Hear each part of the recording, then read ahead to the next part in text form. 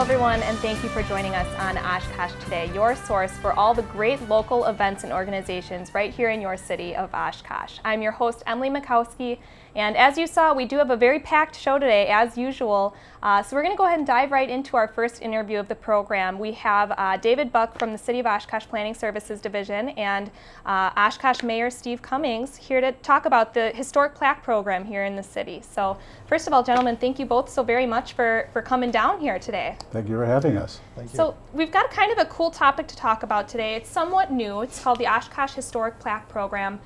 So maybe first off, you can maybe give us a little bit of background on what exactly it is.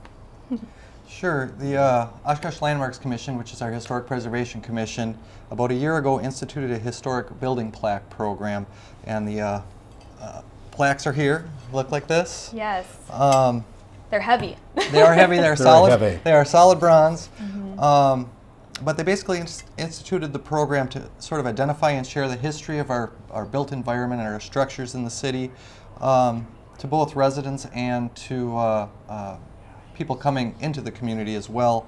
It's really meant to recognize historic properties presently and kind of give a connection back to the past. The plaques, like it said, are pretty big, they're very, very heavy. They basically have a name on the top, the year it was built, and the Landmarks Commission designation on the bottom. And then also with the plaque, there's a certificate that gives you a brief history of the property and something you can hang inside of the building or inside of your home. Mm-hmm. So with the plaque comes the certificate, so it's not just something that you can purchase because it looks nice on your house or that kind of thing. It really does have to have quite a historical significance here in the city.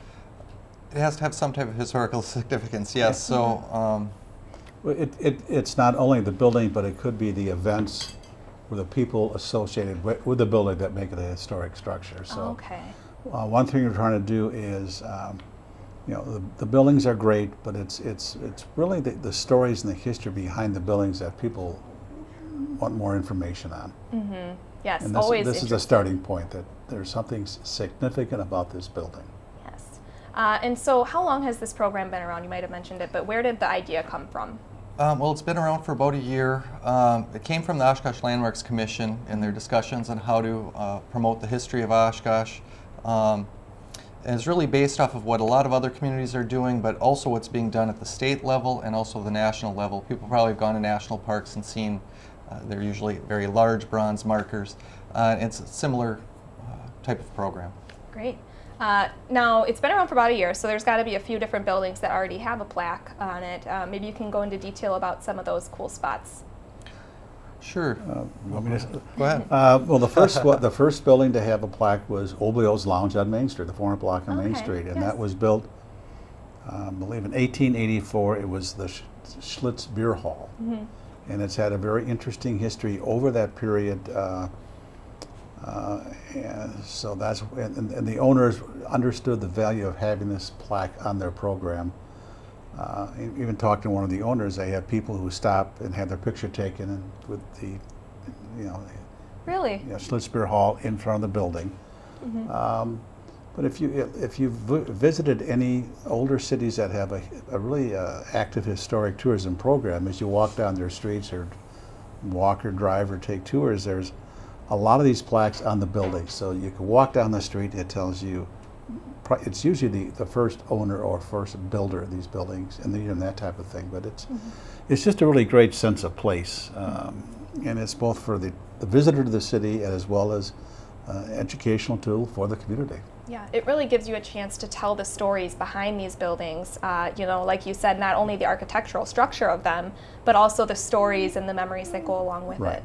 And so you said Oblio's was one of them, and we saw a few pictures of some of the other locations here in Oshkosh. You've got one that's actually going to be presented within the next week here. I do want to ask you about the historic tourism program. You mentioned that in just not too briefly ago.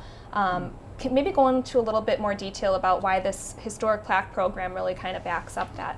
Well, David and I, with the Landmarks Commission, have been working on this program for not quite a year, but we brought a group together that includes the Convention and Visitors Bureau, the Payne Arts Center, the museum, the County Historical Society, the bid board, The library, and have I left anyone out? Well, a couple of business owners. A couple of business owners, and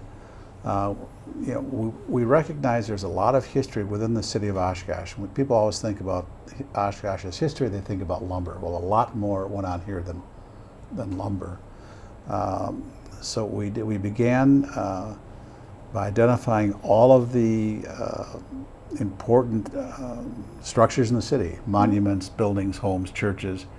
We're putting together an inventory of these properties. We identified the central city as the most historically intact.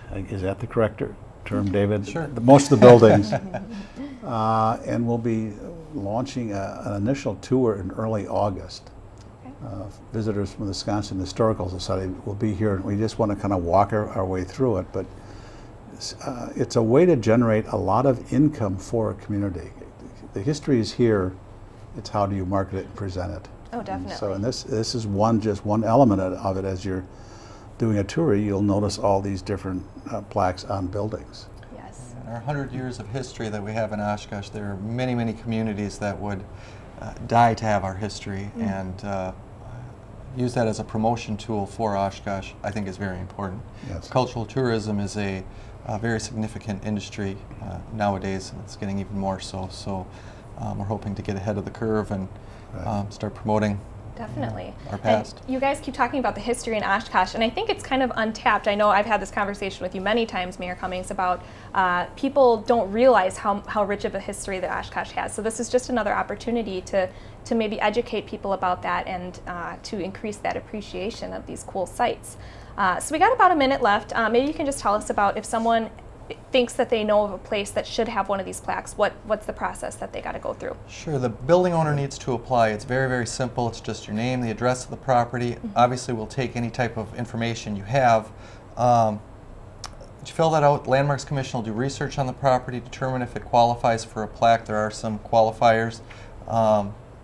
There is a $225 cost to get the marker created and shipped.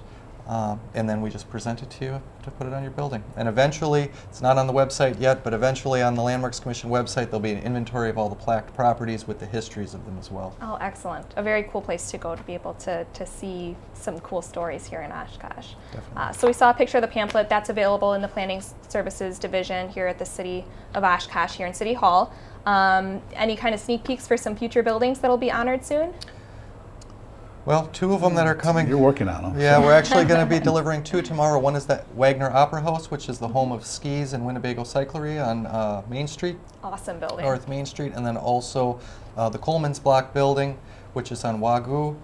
It's the home to Atomic Cats. Great. Right now. So we'll be giving those out tomorrow.